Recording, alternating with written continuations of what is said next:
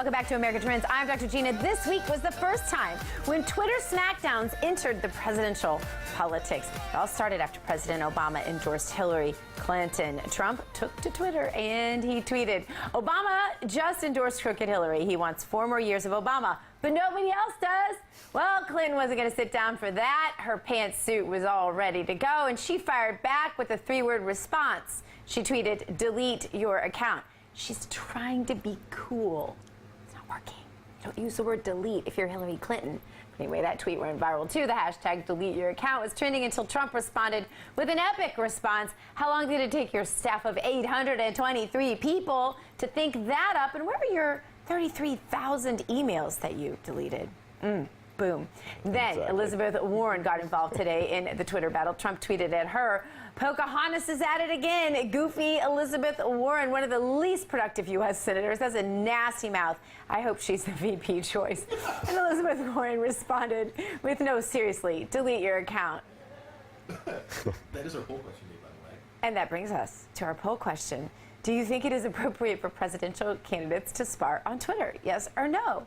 Vote in that poll right now, U2America.com, or use the U2 America app that is available now for your Apple Android devices, and download it if you haven't already. Back with me, Barry Nussbaum. Barry, are you glad we're covering this rather than Muhammad Ali's funeral? I feel this is at least something that hasn't been talked about 24/7 for the last 2 weeks. So, yeah, I'm better with this. Yeah, I'm better with this, too. I cannot believe the coverage of the Muhammad Ali thing. I am missing something. I don't get how this guy's a hero. I really don't get it. He was a good boxer, but I just, there are hospitals named after him? I don't know. I just can't figure out how he is such a great guy. But anyway, so we'll talk about this instead because you were trying to get socially media savvier. Or something.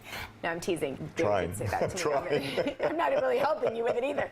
So it does seem a little, I don't know, childish maybe for them to be engaging in this. Although all of them are engaging, so it's kind of like a Twitter troll. Like you're like, do I respond? Do I not respond? Nope. Delete. I mean, I just always block, report, block, report. You know. Is that how maybe they should have responded? Like maybe they could just all block each other? I think they're getting to the point where the sophistication of social media is dumbing down the conversation. There's studies that say that people are now thinking in a lot fewer number of characters. Yeah. They're thinking in the Twitterverse. Yeah, sure. And the attention span of a lot of people is limited to that. Which works really well for me with ADD. It doesn't take long to read 2.5 lines of copy, and that's all you get. But seriously, in regards to what's going on, Trump can hit his talking points easily if he's going after them on the subject. I talked about that in the opening, that if he can keep his talking points restricted to the things about Hillary that have her so vulnerable, wow, because people are going to pick it up over and over and over again until that's all Hillary's going to be able to respond to, because it's going to be on everybody's mind. But you know what? I noticed that there was no real response to the deleted 33,000. I mean, it's almost like they were like, oh, yeah, oops. You know? Well, you know what? All those staffers, Barry, they couldn't come up with something better than delete your account? Well, you know what? The problem she's got is she doesn't have an answer, Gina. Look, she stalled for weeks when the State Department wanted the servers. Then the servers came in and they noticed there were stupendous numbers of emails gone. And then the question was, well, what did you delete? And remember the response in the beginning? Well, it was just some stuff on my daughter Chelsea's wedding and some stuff about who was getting invited. Well, that would have been true if she deleted like 30 emails. Yeah. There's 33,000 missing, right. And then there was no explanation. The backup drive was gone. Do you remember the first time she got asked in a press conference what happened to those emails? Was your server wiped? And she sort of joked. And she made an allusion to, oh, did somebody take a cloth and wipe my server? She thought it would go away, and it hasn't gone away, largely because of social media. If Trump can keep the pressure on, that's going to be the story of the election. It's going to be relentless. Everyone's going to ask it all the time. It's going to pull her off her message, because that's certainly nothing she wants to talk about. Why? There's no plausible answer that makes any sense, other than there's probably a bunch of emails in there about the links to the foundation, about her cover-up of Benghazi, about what was going on behind the scenes at the State Department that just maybe she and her close cronies wanted to talk about, and they didn't want it shared with State Department people. I'm really wanting to know if they're going to be able to recover those emails. But now they're saying that it's going to take years and years and years to even get through these emails. I think they said 75 years. That's what the official State Department results were. Right. Guess what? There's other people working on this. Okay, so you have confidence that something could actually happen before the election? Or there'll be enough of a story to create enough doubt. Remember who we're fighting over now. We're fighting over the uncommitted, I haven't made up my mind voters in the middle. Look, right. The Democrats, 71% of Democrats in a study this week said they'd vote for Hillary if she was under indictment, right? So they're voting for her no matter what. No matter what. Right? Trump isn't chasing them. They'd vote for Hillary if she was in prison. Trump's chasing the middle. And the middle, if they move to the right just a little bit, 5 points down here, 5 points up here, he's the next president of the United States. That's what's going to happen. So what should his top 3 issues be in your mind if he's talking? What should his top 3 issues be? And then should he be that prompter guy that Mitch McConnell and others are wanting?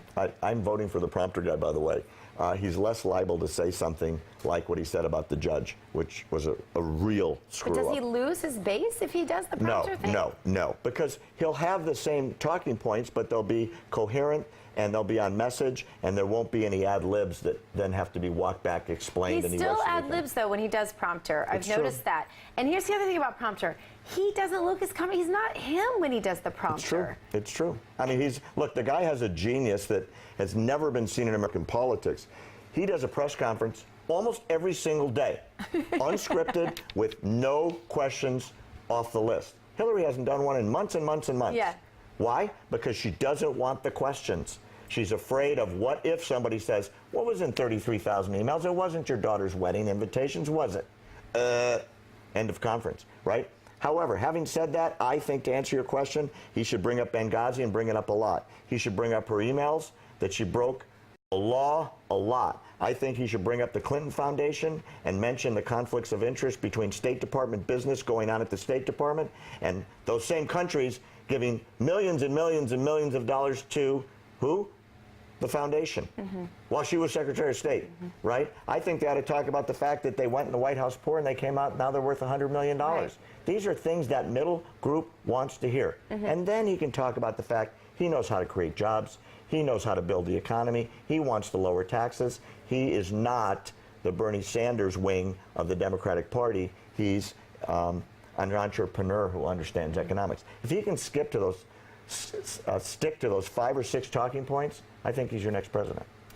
How significant do you think the whole Clinton University scandal is that's just kind of brewing out there right now?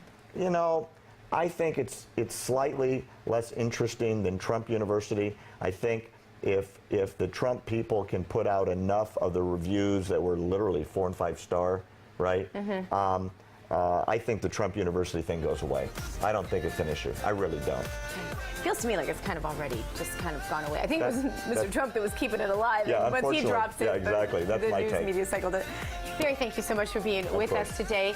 And up next, we're going to talk to a doctor about why obesity rates for women are skyrocketing, why the male obesity rate has been holding steady.